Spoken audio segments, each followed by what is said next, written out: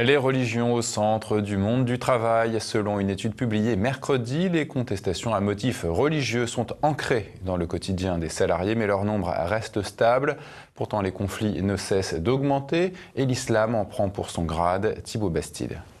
Les comportements religieux sont bien présents dans les entreprises. Selon une étude menée par Randstad et l'Observatoire du fait religieux en entreprise, la religion ne progresserait pas en entreprise mais resterait à un niveau élevé.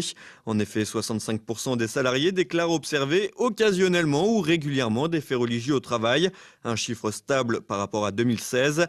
Ces fameux faits religieux sont en réalité les pauses pour prière ou encore les contraintes vestimentaires comme le port d'un couvre-chef.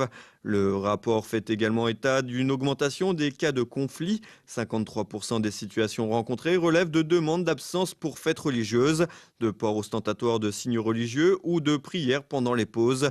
Et ces fameux cas conflictuels représentent 7,5% de l'ensemble des faits rencontrés cette année, soit un point de plus que l'année dernière. Une situation qui pose de nombreux soucis au sein des entreprises et qui entraînerait même parfois une baisse du chiffre d'affaires. Les responsables doivent ainsi gérer les effectifs selon des contraintes pas franchement ancrées dans la tradition des pays occidentaux. Certains salariés refusent par exemple de travailler avec des femmes ou tout simplement de réaliser certaines tâches jugées inadéquates avec leurs croyances. Ces cas seraient concentrés dans certains secteurs de l'économie à la main-d'œuvre peu qualifiée et dans les zones géographiques plus pauvres. Tous ces éléments pèsent sur le quotidien des responsables et pour cause, 1 sur 5 disent se retrouver en difficulté. Face à ce phénomène, de nombreuses entreprises ne veulent pas s'adapter aux pratiques religieuses des salariés sans pour autant appliquer la neutralité religieuse.